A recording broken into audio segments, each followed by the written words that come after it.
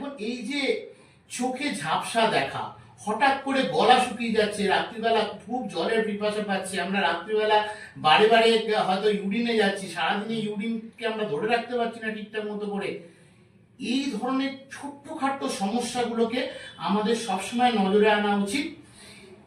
তাহলে আমরা বুঝতে পারবো হ্যাঁ এইবার আমাদের সুগার পরীক্ষা করা এই সময় থেকেই শুরু হবে, এবং আমরা ফাস্টিং ব্লাড সুগারটাকে এবং পিপি ব্লাড সুগারটাকে প্রথমে চেক করব এবং খেয়াল রাখবো সাধারণত এটা 100 থেকে 126-এর মধ্যে যেন থাকে।